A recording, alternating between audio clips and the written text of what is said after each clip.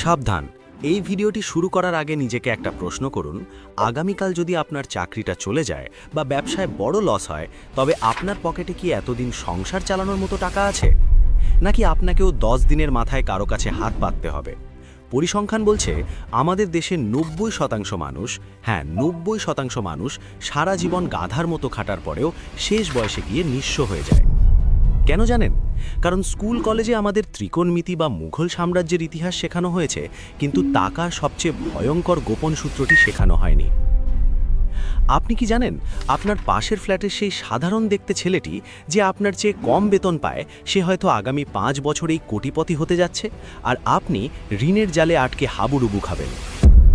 পার্থক্যটা কোনো লটারির টিকিট নয়, পার্থক্যটা হলো একটা মাত্র গোপন কোড, 50-30-20 রুল। আজকের এই ভিডিওতে আমি আপনাদের হাতে সেই জাদুর চাবিটা তুলে দেব, যেটা ব্যবহার করে আপনি জিরো থেকে হিরো হতে পারবেন। আগামী 8 মিনিটে আমরা শুধু থিওরি কপচাবো না, আমরা দেখব কিভাবে আপনার বর্তমান বেতন বা আয়কে এই গোপন সূত্রের মাধ্যমে মাত্র 5 বছরেই ফিনান্সিয়াল ফ্রিডম বা আর্থিক স্বাধীনতা অর্জন করা যায়।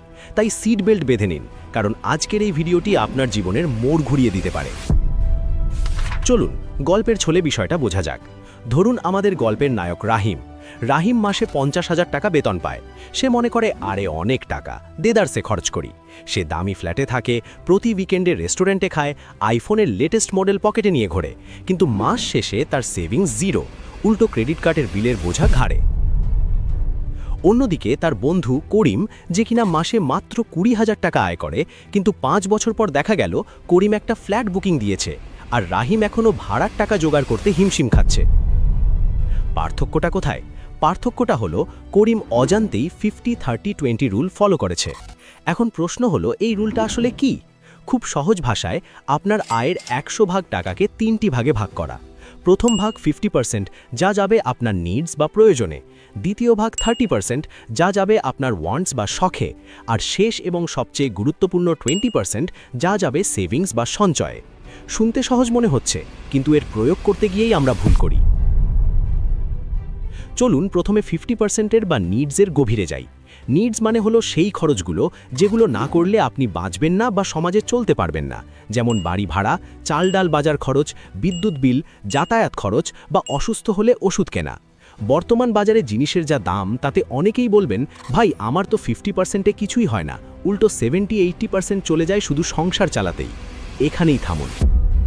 যদি আপনার আয়ের 50%-এর বেশি শুধু বেঁচে থাকার খরচেই চলে যায়, তাহলে আপনাকে দুটি কাজ করতে হবে। হয় আপনার লাইফস্টাইল ডাউনগ্রেড করতে হবে, নয়তো ইনকাম বাড়াতে হবে। লাইফস্টাইল ডাউনগ্রেড মানে আপনি যদি 15,000 টাকার বাসায় থাকেন, তবে 10,000 টাকার বাসায় শিফট করুন। যদি রোজ উবারে যাতায়াত করেন, তবে বাসে যান। মনে রাখবেন, ধনী হওয়ার প্রথম শর্ত হলো লোক দেখানো ভাব বাদ দেওয়া। বিল গেটস বা মার্ক জাকারবার্গকে দেখেছেন কখনো অহেতুক দামি কাপড় পরে ঘুরতে? তারা সিম্পল থাকেন, কারণ তারা জানেন সম্পদের আসল মানে ব্যাংকের ব্যালেন্স, গায়ের জামা নয়। এবার আসি দ্বিতীয় ভাগে, যেটা হলো 30%, আপনার ওয়ান্টস বা শখ। এই জায়গাটাই হলো আমাদের পকেট কাটার আসল ফাঁদ। ওয়ান্টস মানে হলো সেই সব জিনিস যা আপনার জীবনকে সুন্দর করে, কিন্তু না থাকলেও আপনি মারা যাবেন না, যেমন নেটফ্লিক্স সাবস্ক্রিপশন, দামি ক্যাফেতে কফি খাওয়া, ব্র্যান্ডের জুতো কেনা বা হুট করে কক্সবাজার ট্যুর দেওয়া।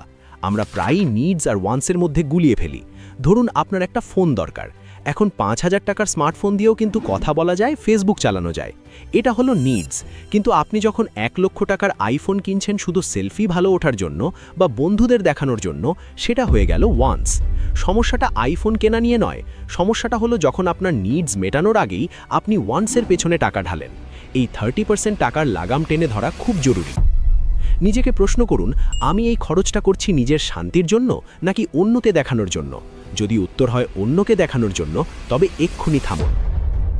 এই 30% টাকা যদি আপনি কন্ট্রোল করতে পারেন, তবেই আপনি 20% সঞ্চয়ের ধাপে যেতে পারবেন। এবার আসি ভিডিওর সবচেয়ে ইন্টারেস্টিং এবং লাইফ চেঞ্জিং পার্টে, 20% সেভিংস বা সঞ্চয়। এটাই সেই গোপন চাবিকাঠি যা আপনাকে সাধারণ মধ্যবিত্ত থেকে কোটিপতি বানাবে। অনেকেই বলেন, ভাই মাস শেষে যা থাকে তাই সেভ করি। ভুল। নিয়ম হলো income minus savings equals to খরচ, মানে বেতন পাওয়ার সাথে সাথেই 20% টাকা আলাদা করে ফেলবেন, যেন এই টাকাটা আপনার কাছে নেই। ধরুন আপনার বেতন 50,000, সেখান থেকে 10,000 টাকা প্রথমেই সরিয়ে ফেলুন। এখন প্রশ্ন হলো এই টাকা দিয়ে কি করবেন? বালিশের নিচে রাখবেন? একদম না। বালিশের নিচে টাকা রাখা আর টাকা আগুনে পোড়ানো একই কথা, কারণ মূল্যস্ফীতি বা ইনফ্লেশন প্রতি বছর আপনার টাকার মান কমিয়ে দিচ্ছে। আপনাকে এই 20% টাকা ইনভেস্ট বা বিনিয়োগ করতে হবে। কোথায় করবেন? ফিক্সড ডিপোজিট, সঞ্চয়পত্র, মিউচুয়াল ফান্ড বা শেয়ার মার্কেট যদি আপনি বোঝেন। চলুন একটা জাদুর অঙ্ক দেখি, যাকে বলা হয় কম্পাউন্ড ইন্টারেস্ট বা চক্রবৃদ্ধি মুনাফা। আইনস্টাইন একে বিশ্বের অষ্টম আশ্চর্য বলেছিলেন। ধরুন আপনি প্রতি মাসে মাত্র 5,000 টাকা করে জমা নেন এবং সেটা এমন কোথাও ইনভেস্ট করলেন যেখানে বছরে 10-12% রিটার্ন পাওয়া যায়। আপনি যদি এটা টানা 20 বছর চালিয়ে যান, আপনি জানেন আপনার কাছে কত টাকা থাকবে? প্রায় 40 থেকে 50 লক্ষ টাকা। আর যদি টাকার পরিমাণ একটু বাড়িয়ে 10,000 করেন, তবে সেটা 1 কোটিরও উপরে চলে যাবে। চিন্তা করতে পারছেন?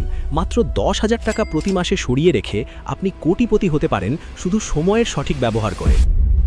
কিন্তু আমরা কি করি? আমরা ভাবি ধুর 5 বছরে আর কি হবে। আর এই ভাবনার কারণেই আমরা শুরুই করি না। মনে রাখবেন, বিন্দু বিন্দু জলেই সিন্ধু হয়।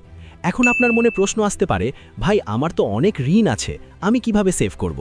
যদি আপনার মাথায় ঋণের বোঝা থাকে, বিশেষ করে ক্রেডিট কার্ডের লোন বা চড়া সুদের লোন, তবে এই 20% টাকা দিয়ে আগে লোন শোধ করুন, কারণ লোনের সুদ আপনার ইনভেস্টমেন্টের লাভের চেয়েও ভয়ঙ্কর। লোন শোধ হয়ে গেলে তারপর পুরো দমে ইনভেস্ট শুরু করুন। এছাড়া ভিডিওর এই পর্যায়ে আমি আপনাদের একটা প্রো টিপস দিতে চাই, সেটা হলো এমার্জেন্সি ফান্ড।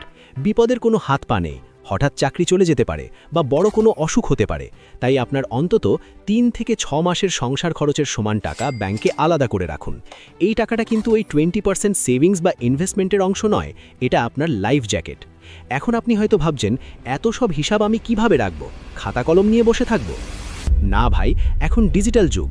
প্লে স্টোরে অনেক ফ্রি অ্যাপ আছে, মানি ম্যানেজার অ্যাপ। সেখানে প্রতিদিনের খরচ এন্ট্রি দিন, মাস শেষে অ্যাপই আপনাকে গ্রাফ করে দেখিয়ে দেবে আপনি কোথায় কত খরচ করেছেন।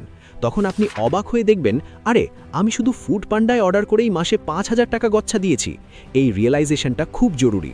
বন্ধুরা, ধনী হওয়া কোনো রকেট সায়েন্স নয়, এটা হলো ডিসিপ্লিন। 50-30-20 রুল আপনাকে সেই ডিসিপ্লিনটাই শেখায়। এটা স্কুলে শেখানো হয় না, কারণ আমাদের শিক্ষা ব্যবস্থা আমাদের ভালো কর্মচারী বানাতে চায়, ভালো ইনভেস্টর নয়। কিন্তু আজ আপনি এটা জানলেন। এখন চয়েস আপনার।